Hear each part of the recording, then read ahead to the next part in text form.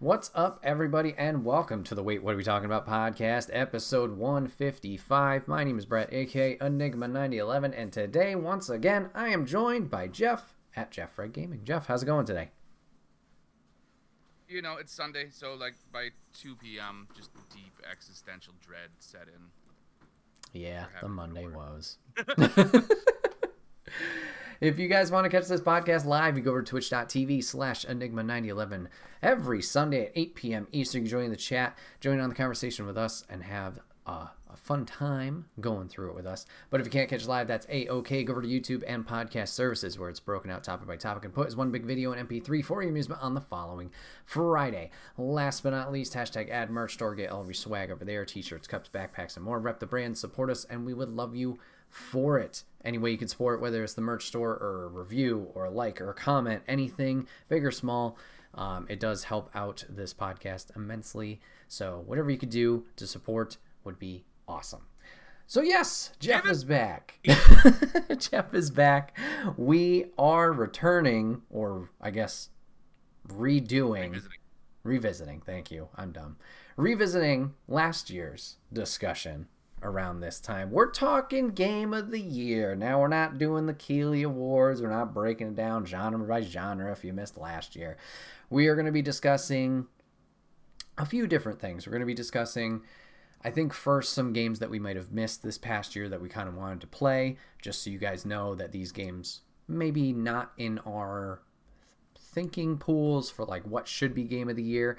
Then we're going to talk about 2022 game releases, what we think our favorite game of this year's releases. Jesus Christ, what was our favorite of this year's releases? Yeah, you know, I did this last year too, and I thought, oh, I'll listen to the podcast, I'll get it better. No, it's going to be a train wreck like always.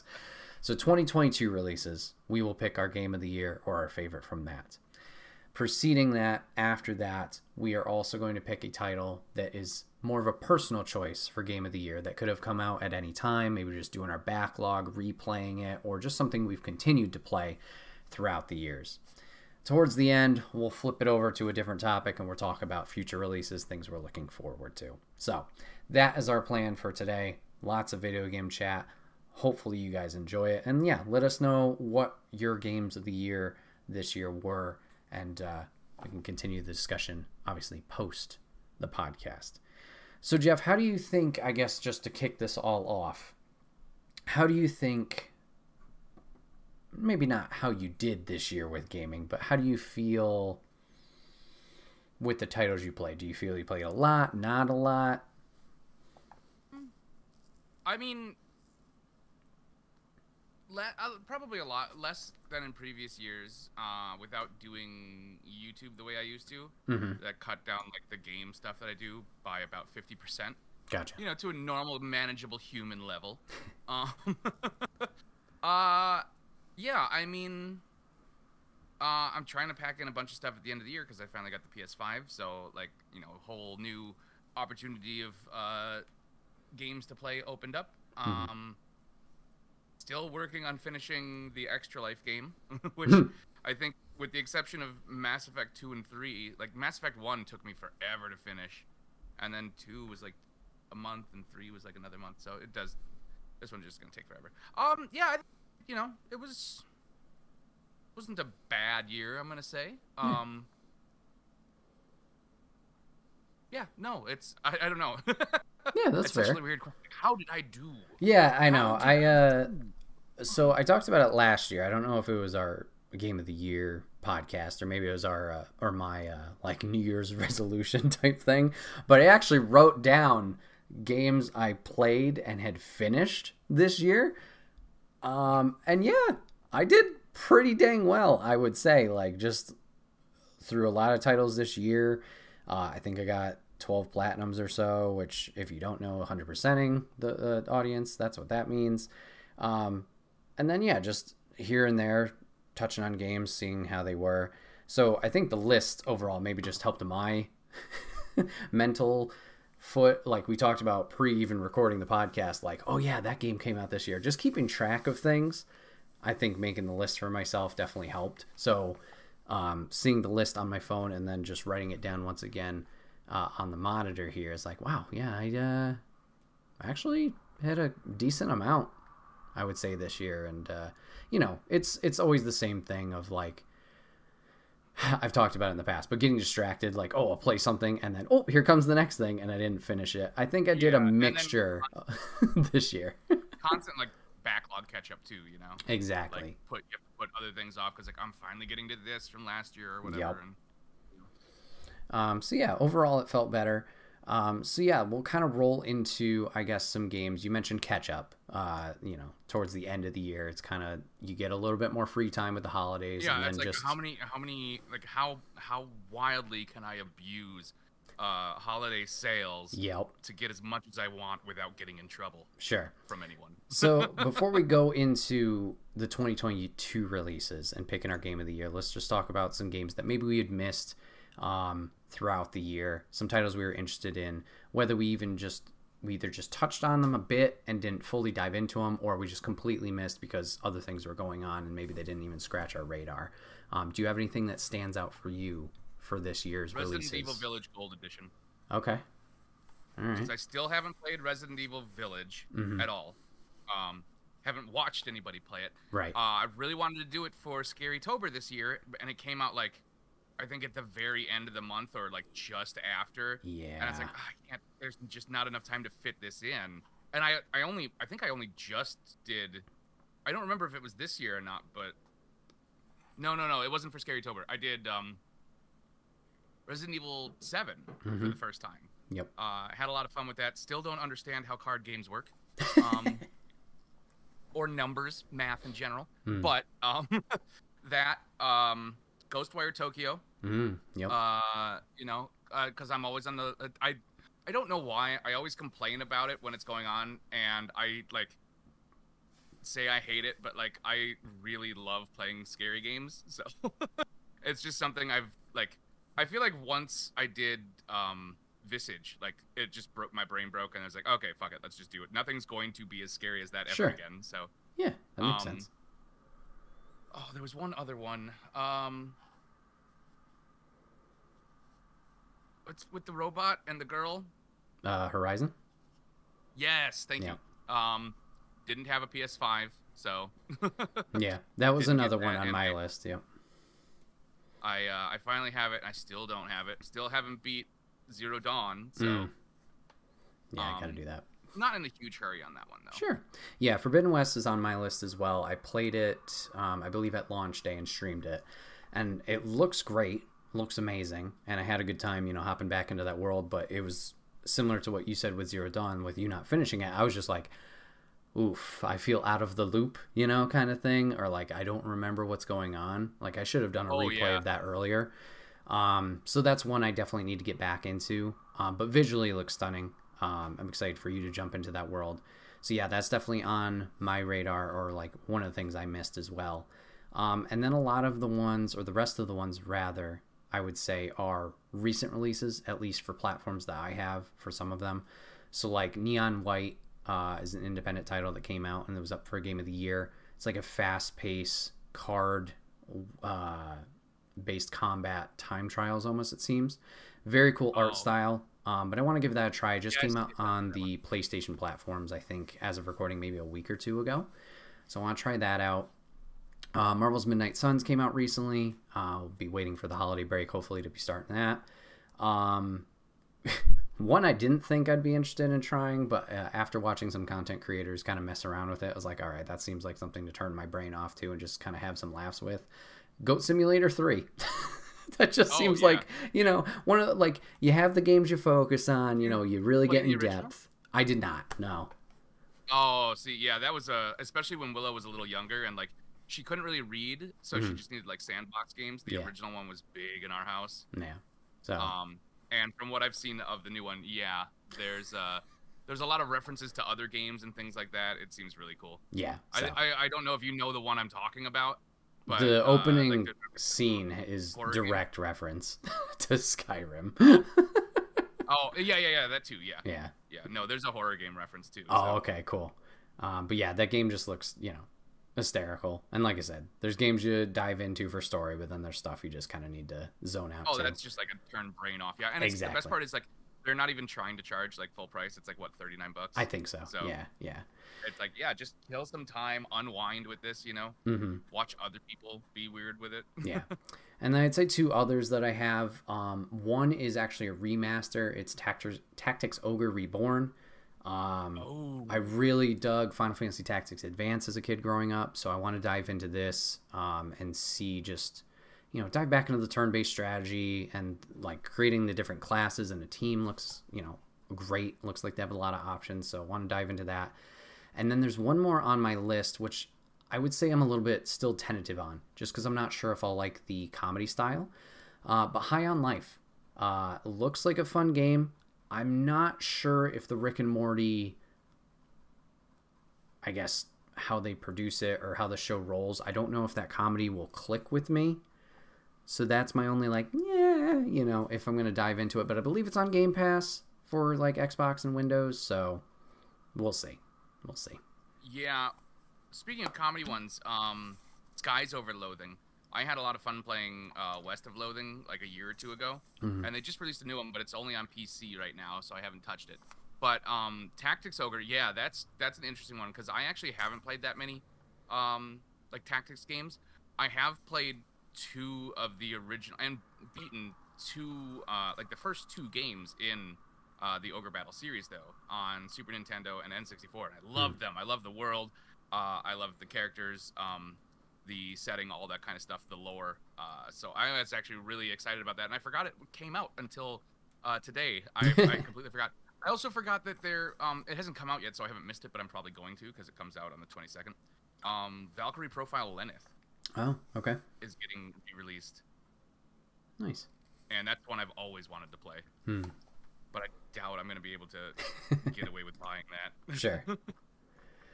All right, so yeah, there's some titles we missed. So like I said, these ones probably won't be in our Game of the Year discussion, just so nobody's jumping down our throat like, oh, why didn't you talk about this game? That's your reason. We missed them. So Jeff, what are some standouts for the games that released this year that you'd like to talk about? For me, I had a lot of fun with Evil Dead the game when it came out. Just a lot of fun, good humor, good combat, very, very Dead by Daylight. Unfortunately, it seemed like the audience for the game kind of died out kind of quickly. The first like month or two, it was easy getting into matches, things like that, and then it seemed like the numbers just dropped off really quickly. Right around the time they started releasing new content, unfortunately, for it. Oof. Okay.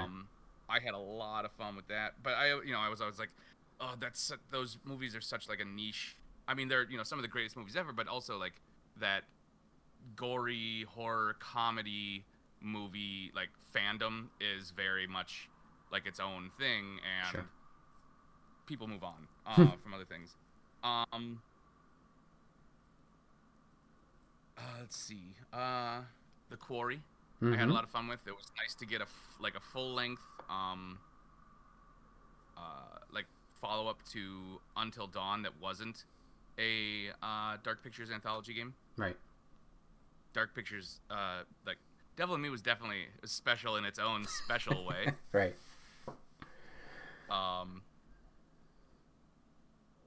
Let's see. What else did I play? One that I didn't actually get to play a lot of, but I was really happy came out was the Life is Strange Remastered Collection. Just nice to revisit those early games, those first 2 games. Yeah. Especially that first one. You can't recapture how it felt playing it the first time, but it's fun to revisit those characters. Sure. All right. Yeah, for some of mine, I just noticed that like this year, it seemed like the indies, the independent stuff, really took up a decent chunk of my game like library this year. So just to name, I guess, a few. I talked about Inscription last year. That finally came to the PlayStation library. That was amazing. Yeah. I haven't finished it yet, but have just enjoyed from a first-hand perspective playing that game. Unpacking, very chill, very You made my kids want that. calming experience of just unpacking rooms and organizing and stuff. And surprisingly, a nice story with it. So That was great. Tunic was fun, very challenging, but fun. Another one I need to get back into.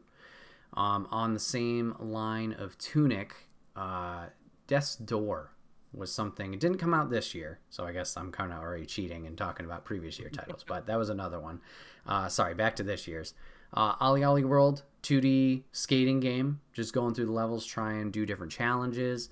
Surprisingly, a lot of fun. I didn't think that would resonate with me, at least right away, with the 2D platform and being stuck in that plane instead of a more like pro skater experience where you're obviously able to go wherever. But had a blast with that. And cool to see that title get its recognition, especially come Game Awards times, at least being nominated. Tinykin, kind of like a Pikmin spin-off. Very chill experience. I would say collecting stuff kind of sucks in that game because they don't have any radars or like indicators. So that stunk. Escape Academy, just a bunch of escape rooms. We had Stray, obviously winning Indie Game of the Year for the Game Awards. Good story there too. Very sad and emotional story. Nobody Saves the World, early release this year. That was a surprise hit for me and like a big one. That was a lot of fun, especially seeing all the different forms you could take. Sifu, challenging as fuck, but man, was that rewarding once we finally got over those hurdles. And then I would say the last indie title that's sticking out to me here is Cult of the Lamb. Was very excited for Cult of the Lamb once I started seeing trailers and announcements for that and jumping into that game. Hysterical. A lot of fun between the two different game styles that they did present, whether it was the Animal Crossing and taking care of your villagers and building that up and whatever they need, and then going into the roguelite aspect of the dungeons and trying to survive and make your way to the end towards the bosses. Just great game there. And Massive Monster did a great job developing that game. So yeah, that's just something I noticed, at least in my plethora of games this year. Just a lot of indie titles that stood out. Yeah, I didn't have a lot of indie. I did have some because I started to get a little bit more into PC stuff. Sure. I don't know that it counts as indie. We did do, especially during the summer, a lot of Power Wash Simulator. Oh, okay. I don't know why. I didn't even play it that much. The kids played it, and I just watched. Sure. It is weirdly like I'm not one of those people who like watches those like most satisfying videos, and and it's just like somebody like kneading fucking dough or something like that. I can't stand those, but that one was weirdly like, okay, yeah, I get this. I get this. You know what? One I completely forgot to put on my list. Sure. Because I didn't go through the whole thing. But it just came out, and it's actually a game I've been wanting to play forever. Crisis Core Reunion, Final Fantasy VII. Because it's I can't talk about it too much because you still haven't done. Yeah, I don't think so. But it takes place before Final Fantasy VII. Yeah, it's explaining like it's a prequel. Zack stuff and Yep, a little bit of Cloud. Okay.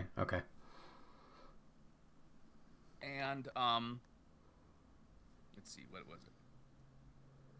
I had a lot of fun with I think my favorite horror game I played this year was Madison. That game was a lot of fun. It reminded me a lot of the camera level of Visage. Just real tense and stressful, which shouldn't be fun, especially for somebody with a heart condition, but it still was. And two other ones, what was it? Oh no, there were three. So not an indie, but like a remake. The Chrono Cross Radical Dreamers edition. I love Chrono Cross. I melted my original PS3 hard drive playing that so much in the summer one year in a place that I didn't have air conditioning. I love that game, love it to death. I love the original Chrono Trigger. Chrono Cross is its own weird thing, but it's still a lot of fun. I still have trouble deciding, like, oh, which path do I want to take, because you only get certain characters, and like clearly the coolest character is this way, but you have to make like a shitty decision to do it. Like, so do I want to live with myself and do that and get the cool guy, or do I want to go this way and be the good guy?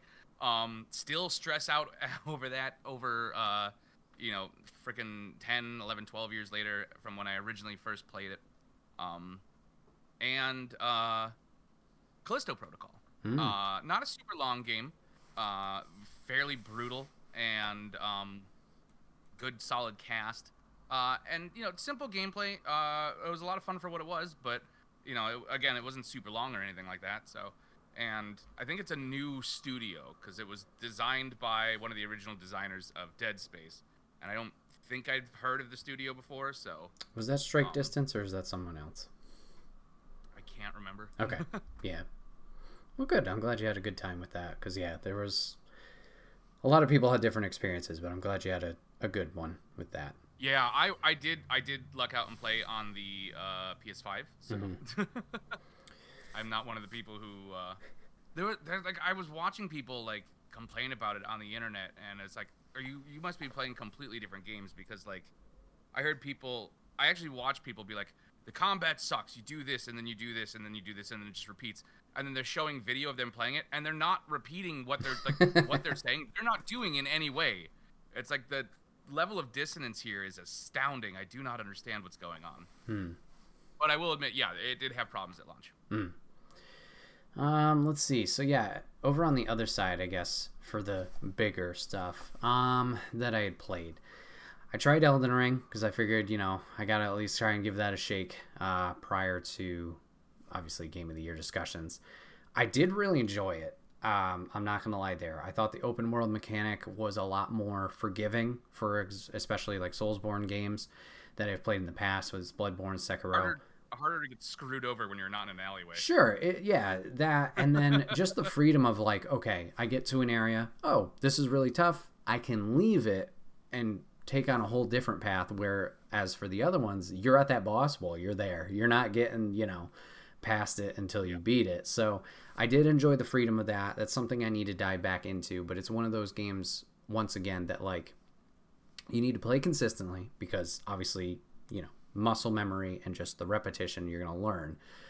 But and like not only that, like there's so many updates to combat sure mechanics and things, like nerfing things or boosting things. Like if you take a week off, like your loadout could be completely changed, 100%.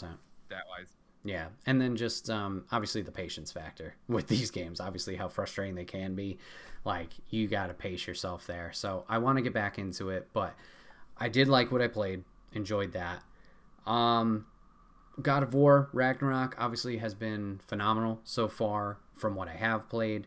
Obviously, similar to how Jeff alluded with Crisis Core, I'm not going to go too much into detail just because Jeff's a little before me, but I'm loving what I've played so far. I think the character development is great. Obviously the performances are very good, and it's just not in a bad way, but it's more of 2018 and it's great.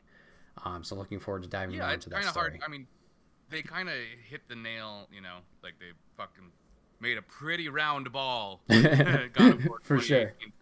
It like there's not that many edges they can smooth down. So. Yeah. So more of a good thing there.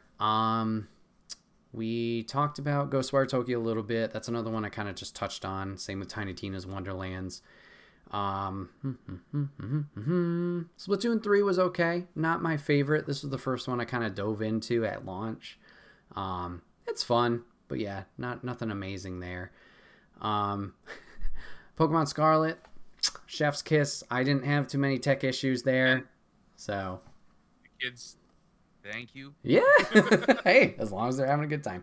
But the stories that game goes into, just comparatively to obviously previous iterations of the Pokemon franchise, kind of surprising. Just it's not just the simple like, hey, 8 badges, go to Elite Four, yada yada yada. You have that.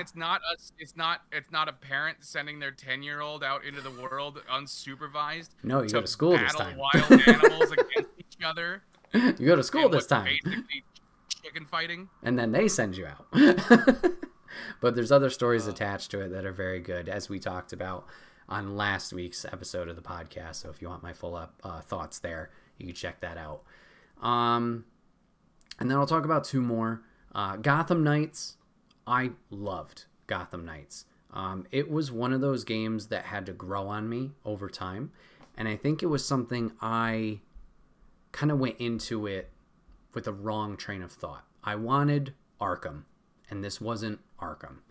It has elements of it, but obviously, you know, WB Games, WB Montreal, they had glimpses of it with Origins when they worked on it. But this is their own thing. It is still fun. It's great to dive into each of the characters.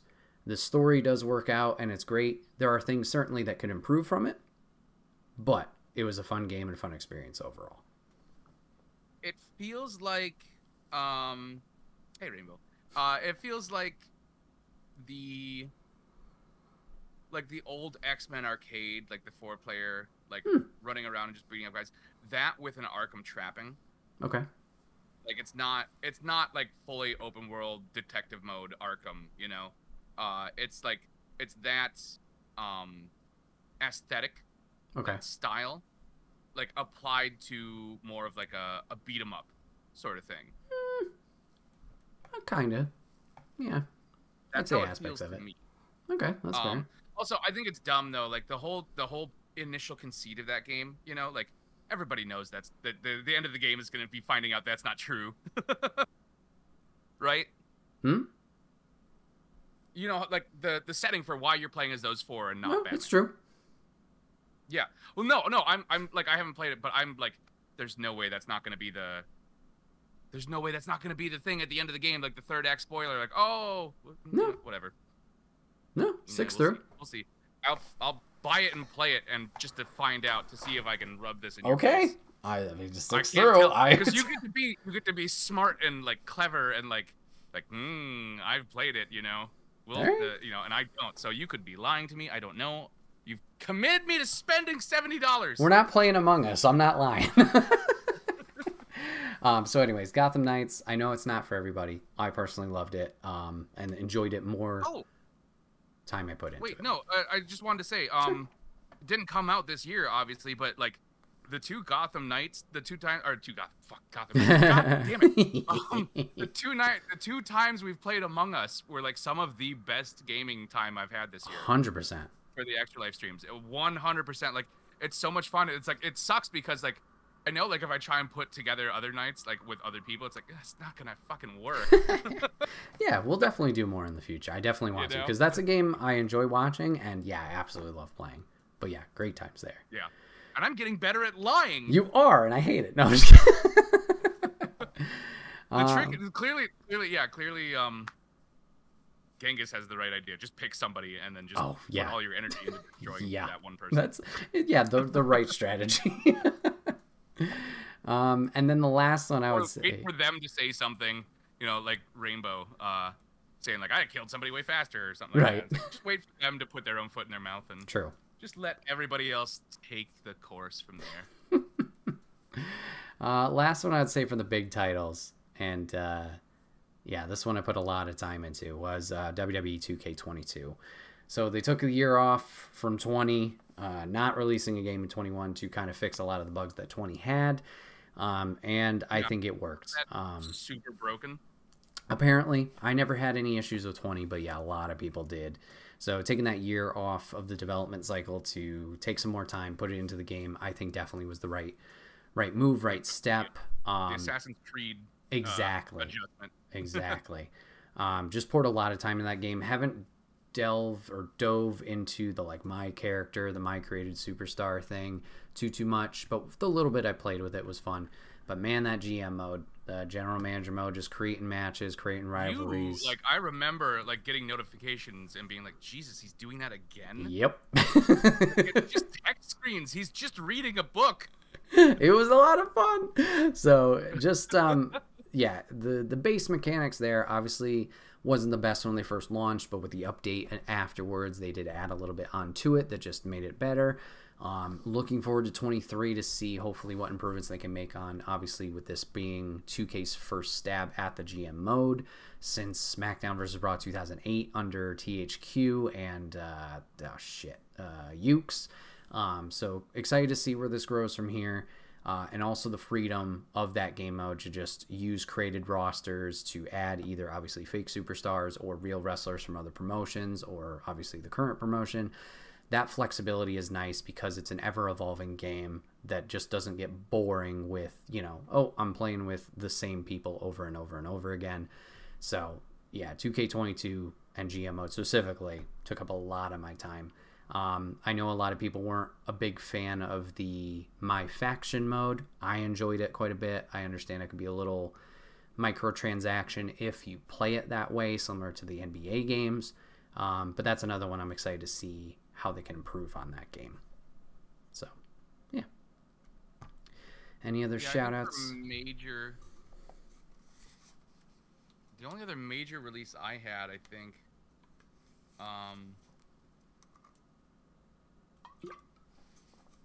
no, I think I talked about them all. Okay. So what would you say is your 2022 release game of the year for yourself, Jeff? So far, I think it's going to end up being God of War. Okay. It's hard to say, though, just because both it and, again, Crisis Core could blow me out of the water. Mm-hmm. I've always wanted to play that game, so there's obviously, an anticipation aspect built into that, that could affect it. Another one I actually really like that is a solid contender. It's not like it's a remaster or a remake. Mm-hmm.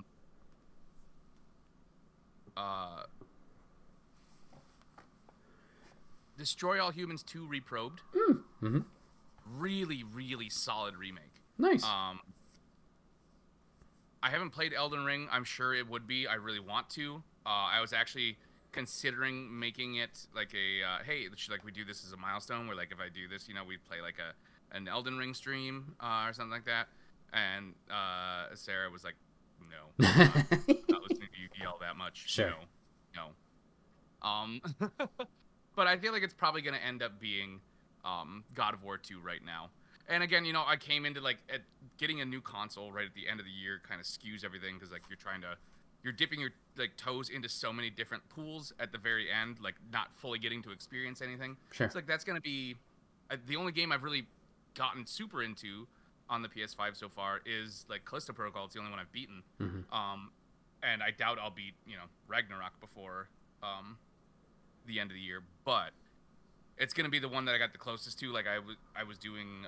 Did Ghosts of Tsushima Director's Cut Edition come out this year, or was that still last year? It was this year. Director's Cut was this year. Okay.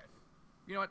That's another game of mine then for this year. Mm-hmm. I know it's just the Director's Cut, sure, but had a lot of fun with that so far. Nice. Yeah, I think God of War is up there for me as well. I don't see it taking a south turn, at any point later on.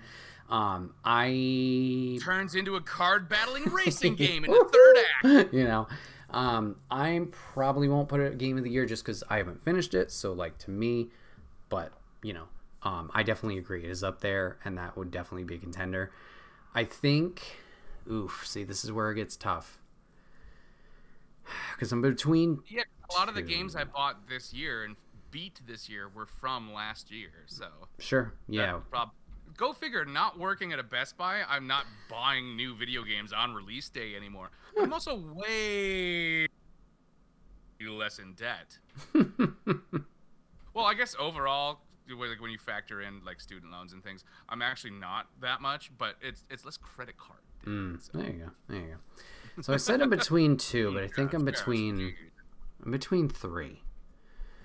So I'm in between Nobody Saves the World, Sifu. Okay, give me a rundown on that because I saw that when I was going through the list. I Wikipedia'd it just like you, and I was like, oh, that sounds so familiar, but I don't know what it is. Is that the one that's Is that the one that's in Kingdom Hearts? No. 3? Mm-mm. Or. No, this is made by Drinkbox Studios, so it's the same people who made Guacamelee 1 and 2.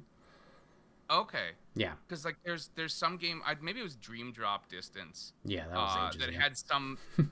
Yeah, it is. But it referenced something, or there was characters from something like Nobody Saved the World, or This Is How the World Ends. Well, nobody's are in Kingdom Hearts 2. If we want to go through the whole Kingdom Hearts lore, we'll have a whole separate podcast. Shush, Peanut Gallery on the side. Hey, let's save that because there's a good chance that's what I'm doing for next year's Extra Life. And God help us all when I do it. I'll just be sitting next to you okay, so hold on. The very first Kingdom Hearts game and trying to play it after playing all of the quality of life updates and gameplay updates.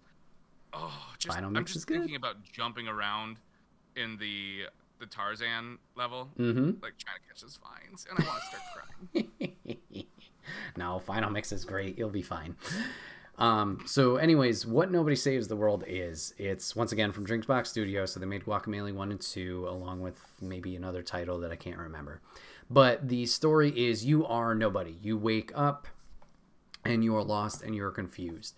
And you stumble upon a magician's wand and you are trying to help the I guess towns and cities and whatever world around you, trying to find this wizard to save, you know, them from the big bad. As you were going around, you were slowly learning how to use the wand and the magic for yourself, and you not possess, but you change yourself into different forms that can help you combat or solve different puzzles that arise as you go through the world, tackling different enemies or going through dungeons to complete obstacles, and you follow the story of this character Nobody and figure out who they are. So yeah. Okay. Yeah. Cool. Okay. I'm sorry. Continue. No, you're good. So yeah, I'm between Nobody Saves the World, which came out very early this year, so January time frame. Oh yeah, like January. Yeah. Sifu, which I poured a lot of time in the stream, like I said, very frustrating at times, but I thought that was one that definitely I felt rewarded by, obviously with the obstacles that were overcome, but it just felt like the combat was smooth and just learning the different combinations and what worked, what didn't work was great. Did you ever beat Sifu? I did beat Sifu, yes, beat it on stream. Okay. Yeah. And then WWE, as we talked about, just the revamp they made to the series, the amount of time, obviously, clearly I put into the game. I think I put 154 hours into this year. It's up there.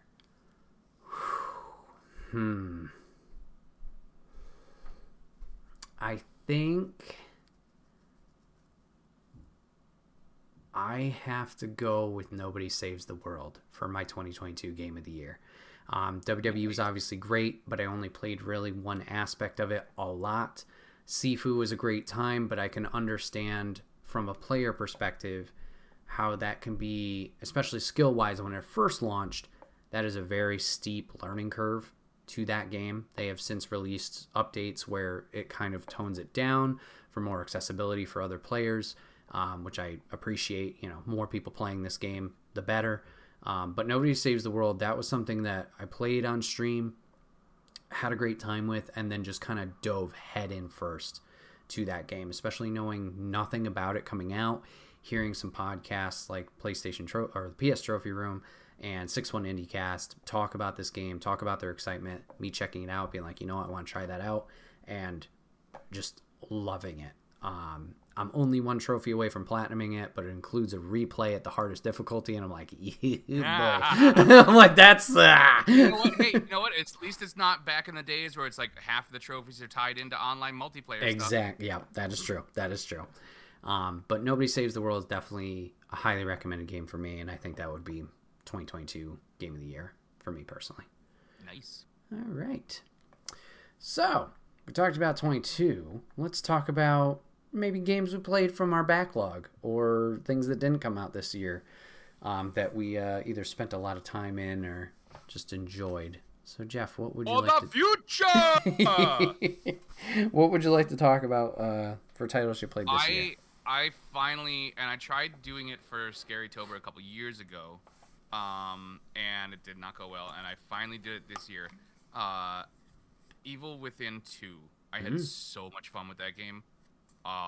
Like, once I got past the initial area and, like, started to figure out, like, okay, well, you know, like, it's more open. Like, I don't have to fight everybody. I can get around everything. Like, I had so much fun with that game. That one was a blast. Again, I feel like a lot of the games I did this year was stuff that, I, you know, from previous years, but again, I can't remember what I did. I can't remember what I did 10 minutes ago half the time. So, you know what? Cyberpunk I ended up having a lot of fun with. They finally released the next gen like updates or whatever, upgrades. Yeah. Early this year. And I feel like I had a lot of fun with it. Definitely not as much fun as I had watching Edge Runners on Netflix. Oh, okay. Yeah. The anime's really, really good. Yeah. And it's done by Studio Trigger. I love everything Trigger does. So, or I have so far, anyways. I should say. Um. You know what? You talk for a minute. Sure, absolutely. Yeah. So there were some titles I talked about actually in last year's edition of this kind of topic run through. I talked about Guardians of the Galaxy, talked about Deathloop. Both of those titles I finished and played through early in this year. Both were fantastic. Highly recommend both of those. I played through Kena Bridge of Spirits. Beautiful game. Going through that journey with Kena definitely can be difficult, especially towards the end. There's like a spike in difficulty from nowhere. But that game's great. Other ones on the backlog that I would say I had played. I played through Ghost of Tsushima, another phenomenal title from the PS4 era. Days Gone, heard mixed things, but I loved it.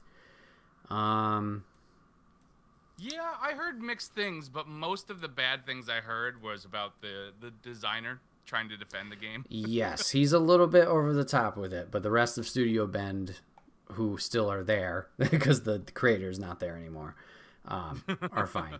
But yeah, Days Gone is great. You know, you have your usuals, the games that have stuck around and, you know, have, what's the games of service. So your Fall Guys, your Overwatch, into Overwatch 2 this year, your Fortnite, played a shit ton of that. And then some indie titles that I kind of caught up on. We had Tome, beautiful photography game, very chill vibes, very cool there. Donut County, just the chaos of taking everything and sucking it into the earth as a raccoon. And I would say Death's Door, which was in the conversation for, I think, Indie Game of the Year last year. That game was a lot of fun. Very similar to the release of this year of Tunic. But I think Death's Door stands above it. You're this crow, this reaper going for souls, trying to reclaim them or, you know, bring them in for your boss. And then you just kind of learn about the shady back stuff that's going on and you try and fix it. And going through that world, a little bit of challenge with the Souls-like aspects. But satisfying story. If you want to put in the time and get the secret ending, there's a little bit more rewarding stuff there lore-wise.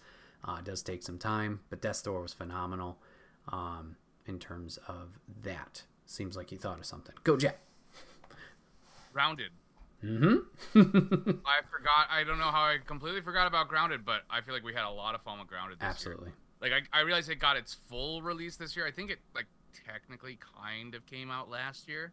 Yeah, early access, yeah. Yeah. I still played a lot of Assassin's Creed Valhalla. I still somehow have not finished that game. I don't know how. The Long Dark again. One I'm really love playing and streaming.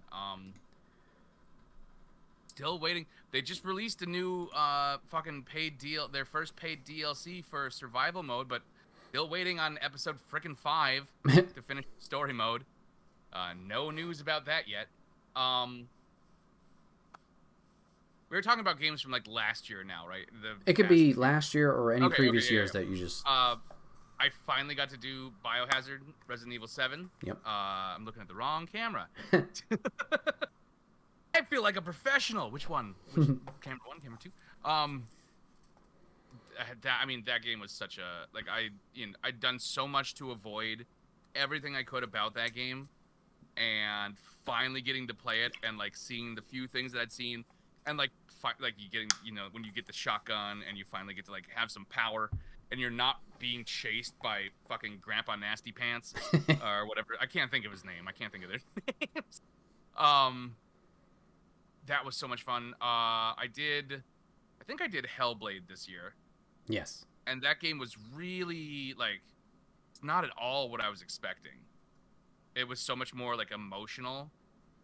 Wait, no, maybe I did that last year because they... Yeah, this year. Last year they announced the sequel. Mm-hmm. I think, right? Or no, Yeah, they didn't announce it. They had a new gameplay trailer. they had for it. gameplay at Something the that Game went- Awards last year, went- which we talked about. But yeah, I'm Yep. pretty sure you went played. right by this year. That none of the stuff I was expecting them to like tease or do anything. I was actually really disappointed in the teasers this year. Oh no, we'll save that for later.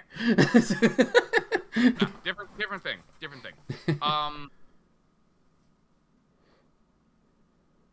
Green Hell, and I know that can't, again, that's a game from like last year. Sure. But it's another survival one that was a lot of fun once I figured out how to not die from bugs or sleeping in mud or whatever. And I'm just kind of going through my Xbox. Yeah, that's game smart. right I was here. doing that too with my list. It's like, oh yeah. Well, I mean, going by like trophies and when I got or achievements and when I got them, I didn't actually do that much this year. oh, that's fine. Well, while you're I going did through spend that, a lot more time reading this year, though. I Okay. spent like my book to gameplay or video game spending ratio evened out a lot more. healthy choices. I had a lot of downtime at work, so I need books. That's fair. That's fair. While you're going through that, just some other titles that are kind of touched upon like quickly, and these were a lot of stream titles. We started A Way Out, Yakuza Like a Dragon, Kill It With Fire. Off stream played Sackboy: A Big Adventure, Demon Slayer: The Hinokami Chronicles, and Final Fantasy 15 were some of the bigger ones that I had played, at least a little bit, that need to be continued. Have you not finished 15 either? No, 15 Rainbow Redeemed on stream. That was my first time and experience with 15. Oh, okay. No, other That's than 7. You have like your Final Fantasies are up to 22 at Yeah. this point in the numbers that you need to do. 7 and 15. oh, okay, gotcha. I didn't play That's an the hour. best I will ever do at quick math. Rainbow, I have the full footage. It is more than an hour. Calm down there. But yeah, for the mainline Final Fantasies, like I didn't play a lot of them, to be honest. I played 10, got stuck as a child, and then attempted 10-2, but didn't go very far into it. Final Fantasy Tactics Advance, as I talked about earlier, was probably the most time I put into that game, or into the franchise, and absolutely loved it. I tried 7 as a kid and was dumb, being like, oh, these aren't PS2 graphics, and didn't give it a fair shake. I will admit, stupidity there. And then I played a little bit of 14 on PlayStation 3. But once my trial, because it was an online MMO, ran out, I was like, oh, well, I don't have the means for paying for this monthly, so ew. Yeah. No, I actually did the same thing from for 10. I played it. I was not a child. It was freshman year of college. I played it. I got all the way to Unalesca and just could not beat her. And then I dropped the game for like 10 years.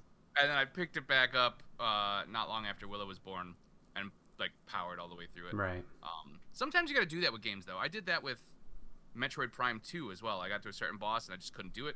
And I dropped it for like 3 years. And then like freshman year of college, I just like, oh, it fucking clicked. I don't know. It's like I don't know. It's weird. The closest thing I can do is like when like a kid finally gets potty training. Like I had that moment, but with a video game. Sure. Like, oh, you did. This goes in there. I get it now. Yeah, some magical thing. Excuse me. It's weird how that works, but yeah, for sure. 10 and 10-2 I'd like to revisit, especially with the remasters on the, I think it's PlayStation 4 platform. They just overnight they dropped Final Fantasy 1 through 6. The Pixel remasters. Yep. It looks really cool, but also it's $70. Well, you're getting 6 games, right? Yeah. Yeah, but like they've sold all of those remasters on their own for like $5 on like iOS and things. Okay. You know. Yeah. I get it for like the physical copy with all the like awesome extra stuff. Like I don't know if I would pay that for like a and I don't know if I double checked what the digital price was or not, but I want it, but again, it's a lot for those games. Some of those games are 30 years old, you know. That's fair. That's fair. 70, like 50, you know, or like 59. Yeah. You know, 70, like it was 74 or something like that. I don't know about that. Yeah, that's fair. That's fair. Did you have anything else that you wanted to shout out for at least this year that you had played? No, because at this point, like, Valkyrie Profile Lenneth, I'm really, really excited about because that's one of the greatest RPGs ever made. I've always wanted to do it. It's impossible to find a copy. Even me and my ridiculous, irresponsible spending, I've never been able to get a copy of it. And I mean, I have like Suikoden 2 new in box and Lunar Silver Star Story. I have some expensive ass PS1 games in box. Really, really, really excited about that.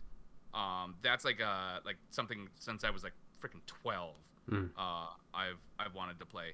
But at this point, it's like I'm more looking to next year now. You know, it's almost the 19th.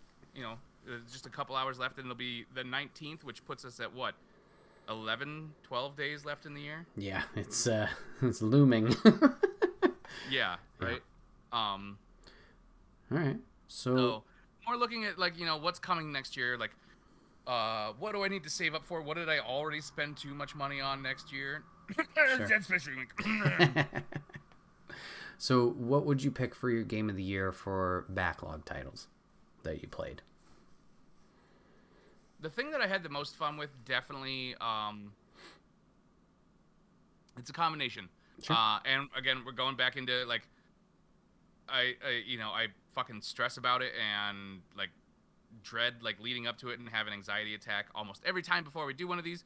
But gotta go with those spoops, Resident Evil 7 and Evil Within 2. Cool. So much fun with those. Especially with Evil Within 2, where we decided to, like, none of the enemies ever got names, so we decided to give all of the enemies, all the enemy types, various, like, frat and sorority names. So there was, like, a lot of Karens and, like, 3 different Ashleys spelled different ways, and, like, Tank, Dirk, and, Royce. Chad, Brad. Yep. Great. Yeah, I think I only have one other title to kind of shout out, and it's one that I got pretty immersed in, and then it was one of those stupid things. Like I said, you know, I was doing well and then got sidetracked by something else. Returnal. Finally trying out Returnal this year. Was awesome. And, you know, whether you're streaming it or not streaming it, just playing it, the challenge obviously that game has with, you know, the bullet hell, and if you die you gotta reset, similar to other roguelites. I need to jump back into that game and figure out what's going on. I got through the first act. I don't know obviously how many acts there are, but that's a game I need to dive back into, and just enjoyed every minute of it that I was playing it. So I don't know if that would be my choice for Game of the Year for backlog stuff. It's definitely up there, but I think I have to give it to Ghost of Tsushima, just because that story was another one that was so freaking awesome and compelling for the character growth that you went through. Crap, I'm blanking on the guy's name. That's fine. Careful, spoilers. Oh yeah, sorry. So yeah, character growth, good stuff with him, and just the other characters of Ensemble that you do meet and help along the way. I know I've talked about open world games in the past, how sometimes too many markers overwhelm me. I think this was a nice mixture of, like, there were things to do, but I didn't feel overwhelmed with that because they would only pop up once I got to certain areas, kind of thing. So if you decide to do it, great. It wasn't the... Wasn't Witcher 3, where it's just like... Witcher 3... Horizon, where like the map is just covered. Yeah, like you actually need to look at the legend to see what everything is. Right. So yeah, Jin Sakai, that's the guy's name. The story they told with him, his character arc, and growth. Great times there. I haven't played Director's Cut. I don't plan on it, just because I feel I've gotten what I need to out of that experience. So I can't speak to Iki Island or that additional content, how that rolls out or how that plays. But from base PS4, Ghost of Tsushima, playing it now was amazing. So yeah, I think that would take it for the backlog. At least this past year, what I played, that was top. That was the game of the year.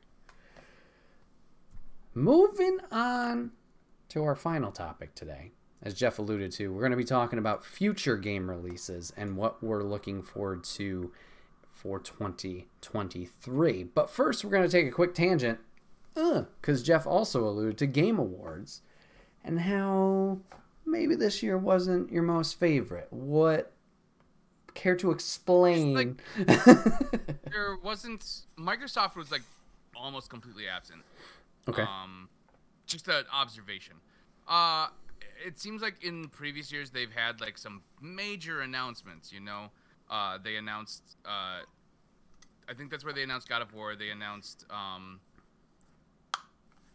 All the ones I'm thinking of Mass haven't Effect. actually come out yet. Mass Effect, yeah. Some huge like major like series and things like that.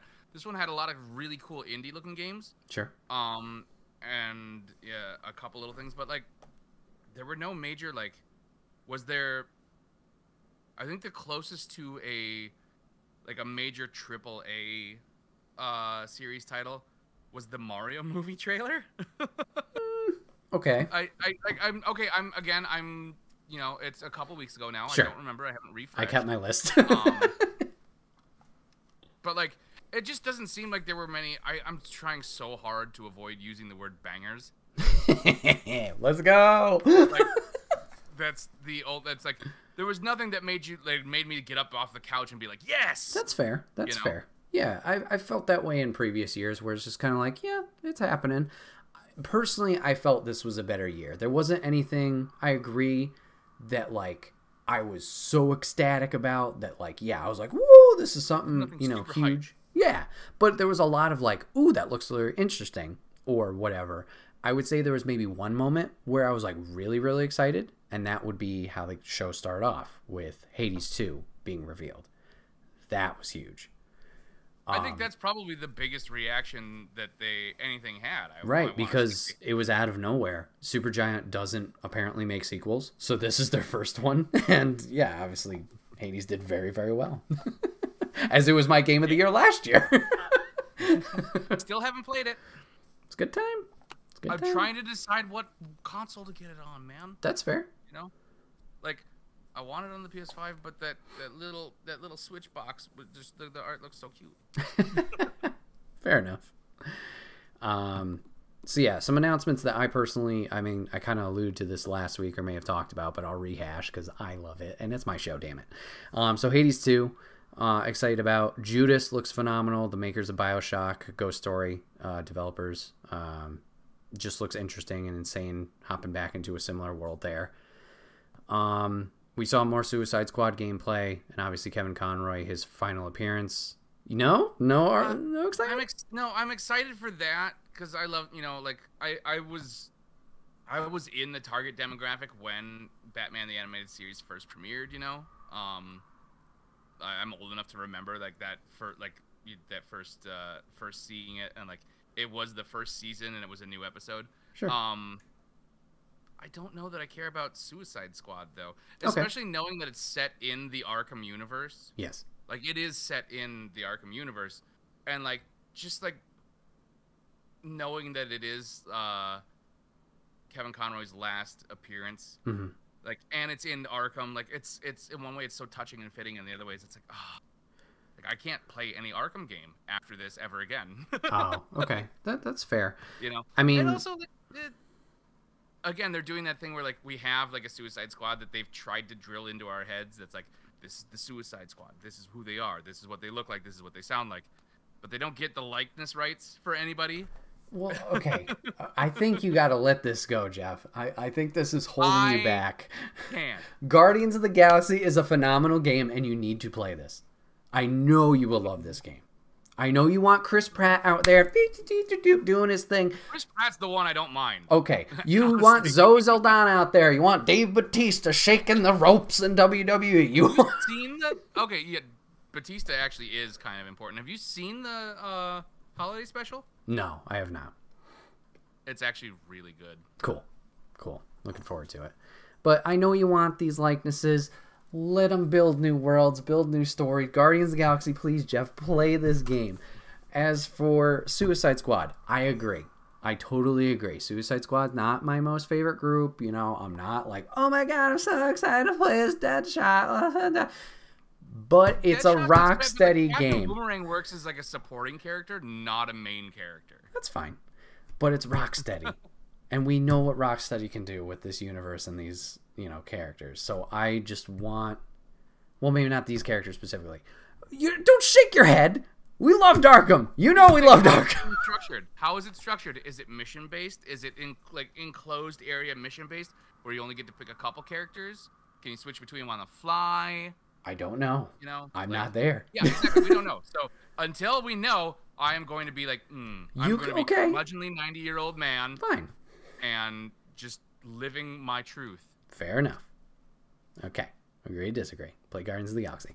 After that, it got spoiled because of Steam. Thanks, Steam. Jedi Survivor. Hype! Looking forward to this in March. Just loved Fallen Order, so all for that. Still gotta play that one, yeah. Death Stranding 2, cool, but yeah, still gotta play the first one. Actually, I almost just bought the director's cut of that. It was like $9 Oh, for Black Friday, and I don't know what I got instead. Didn't talk about a pre-show, but Street Fighter 6 getting a reveal trailer, a DJ, and 3 new characters. Excuse me, looks cool. Doop-a-doop-a-doop. Sorry, a lot of scrolling. Yeah, I would say those are the ones that stood out to me. Final Fantasy 16, personally, I don't have any interest for. So that being the final trailer is like, yeah. Yeah, but I mean, you know, it's a return to form, more fantasy based. But that being said, then there's nothing that kind of separates it from other traditional JRPGs. I will say it seems like they're relying really heavily on Ifrit being like your partner somehow, which is really, really interesting because you haven't done 15. Oh, I'm sure all the summons pop in every game. yeah, but no, okay, it's different. It's there's, I'm not gonna say anything, but it's like the way they handle it is different. Okay. And then making him like he was like specifically only like talking like summoning Ifrit. Sure. And it seemed like he was combining with him, and you could play as. Yeah, it seems like each character may link with a summon. I could be making that all up, but that's just at least what it seems like. I don't know. It seems like a partner-based kind of thing. Yeah. Sure. Which is interesting. I'll probably play it just because, you know, I like to get 70-hour games and finish them 4 years later. Yeah. You know? That's just a thing that I do in my life, and if you have a problem with it, then fuck you. No. So what other 2023 titles would you say that you're looking forward to? Here's the Fallen Kingdom. Mm-hmm. Zelda, definitely. Dead Space remake.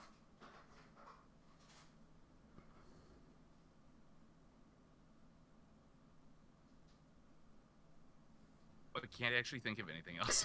Okay. All right. Well, I can go into mine and maybe be like, oh, yeah, that one. Yeah. Go. So, go already talked about Suicide Squad. Already talked about Street Fighter 6. I've already talked about Star Wars Jedi Survivor. Judy. Some other titles that I am looking forward to. I am looking forward to the Resident Evil 4 remake coming out in March as well. Just because getting into the... You can't save the dog! Getting into the Resident Evil franchise, obviously late to the party. I've enjoyed 7, 8, the remasters of 2 and 3 have been a great time. So excited to jump into 4. Playing Like a Dragon, Yakuza 6, fun. I need to dive more into it, but I am intrigued by Like a Dragon Ishin, kind of changing up the time period in those games. Those games have been going on in Japan for a long time, actually, too. Oh, okay. The feudal ones. Cool. So seeing that come over to Western audiences, looking forward to seeing how that translates. Forspoken, I know the demo is out now on PlayStation and PlayStation only platforms. I haven't tried it. I'm intrigued. I'm intrigued to see how that goes. I've heard mixed things demo wise. Hogwarts Legacy. I know JK's in a whole fucking trouble area that she's big trash. But not one that's fair. Cent mine will be spent on. That's fair. My plan is, get that and then. As I've gotten older, that whole universe is fucked. It's so fucked. Like, they still they use such basic ass technology. It's like they decided okay, well, we're gonna just focus on magic and not adopt anything after 1945. They never use phones. This is before apparently everything. What if somebody's not by their fireplace? Anyways, I know. What if you're in an office building that an owl can't get into? Looking at the wrong camera again. Yep, you've been doing that the whole time. It's such a habit. No worries. No worries. So yes, I know shrouded in some controversy with JK. Fuck JK. No if buts about it with her. I'm going to support the developers that have put their hard work into it because it looks amazing. I will donate to the appropriate channels otherwise, but it looks cool. Looks interesting. On the other side of things, independent title, WrestleQuest, just kind of scratches the itch of wrestling games, a little RPG, create a wrestler type thing. Some cameos from professional wrestlers like Randy Macho Man Savage, Legion of Doom. So looking forward to that. Have a Nice Death. This one I talked about even last year. It's been in early access on Steam. I have not put any time into it, so I do not know how it plays. Just because, I don't know, I feel like early access is great. Obviously, they can work out all their bugs and whatnot with players kind of getting their hands on it and being QA. I want the game, ready to go at release, similar to what I'll do with Hades 2. It's finally getting a release on Steam. Very excited for that. This kind of another roguelite, but just the art and animation to that looks amazing. So check that out if you haven't. And then the last one, which I would say is my biggest game I'm looking forward to in 23, Spider-Man 2. Finally confirmed coming out in fall. We need to see more of this game, please. So excited. That's okay. That's all right. You got time. I've actually been trying to find. Did they not release Spider-Man the base game on PS5? It's a remaster, and it can be included in Miles Morales. Okay, so that's why Miles Morales is full price. So Miles Morales, yeah, because the edition, Miles by itself is 40. Spider-Man Miles Morales, but nothing I think maybe except for Game of the Year edition, but. So yeah, there's an edition of Miles that comes with the original game. It's remastered. Okay. So. I'm trying to. Shush, Rainbow, no Spooderman for you. Where was it at Game Awards? I'm trying to go back and get some of those big games for the PS5 and finding that and then finding the Final Fantasy VII Remake Intergrade. You just can't find it anywhere new. I have to order it directly from Squeenix. It's ridiculous. Gotcha. Okay. So just looking, I don't know how I forgot about this one. Where to go? New Story of Seasons game coming out. A Wonderful Life. It's a remake of a PS2 game. But I'm super excited to play it because I did enjoy the original one. And this one, if you pre-order it, you get a little stuffed sheep ram thing. It's like a ram. It's a goat. Ram, sheep, goat. One of those fucking disgusting hairy ones. Wow, it went from cute, adorable to. One of those fucking dirty farm animals. Dead Space, like I said. Let's see. I guess he comes out 3 times. Where was the next one? Ishin comes out in February. I didn't realize it was that close. Sons of the Forest, which was supposed to come out in the middle of the year this year. I'm super excited about. I fully expect my wife to force me to play that just because she enjoys watching me get scared with that particular setting. There's a Kirby game coming out that uh, might be interesting. We had some fun with Kirby's Gourmet Course or whatever it was this year, which was just Fall Guys with Kirby characters and everything's food. It was cute. It was fun. Let's see. There was something. Where was it? Oh, they announced the new Bayonetta game at Game Awards. Origins. I really want to get into that series. I've never played any of the Bayonetta games. I would really like to. So that's kind of interesting. I'm not, like, Resident Evil 4 is not my favorite game. So I wish they would have done Code Veronica X remake instead. Because that game seems to get no love. And it's actually where the more action-oriented Resident Evil games got their start. Like, that's the one where you first start to see, like, characters backflipping off of walls and punching through dudes. And it wraps up the original, the original storyline as well. Sure. Let's see. Tears of the Kingdom comes out in May, about 2 weeks before Suicide Squad, actually. Final Fantasy 16 comes out in June. There's a RoboCop game. I forgot about that. Somebody, I don't remember when they announced that, but that's interesting. I don't know that it'll be any good, but I do like the RoboCop, the first movie, for how freaking ridiculous it was. There's the guy who gets run over by a car and just explodes. Like, you can very much tell they just filled a water bag or a garbage bag with water and then put like a shirt and pants on it. Yeah. And then hit it with a car. Mina the Hollower. Oh, is that very Shovel Knight developer, right?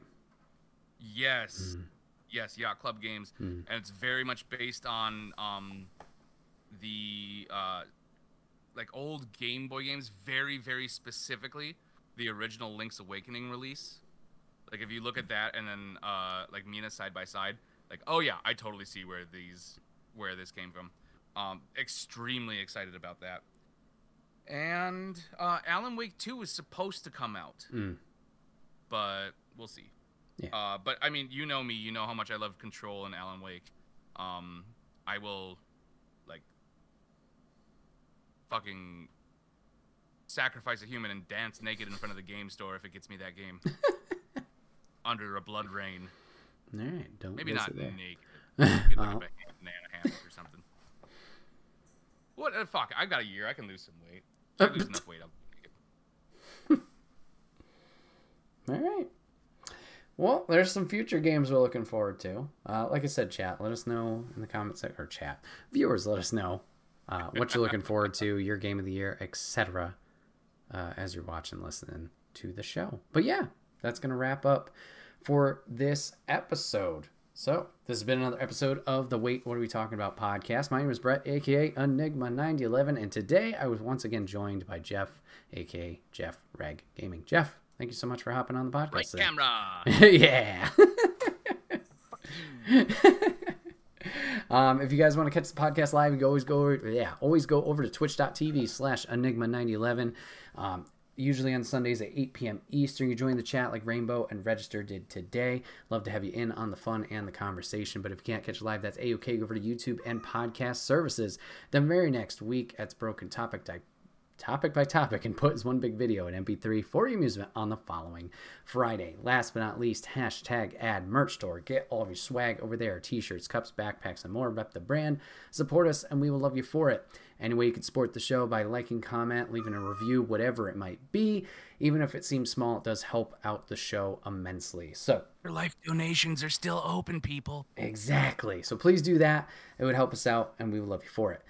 Jeff, thanks for hopping on again, man. It means a lot. Yeah, I'm happy that I didn't participate to breaking the podcast this time around again. No mention of pirates. Oh Jesus, yeah. Or yeah.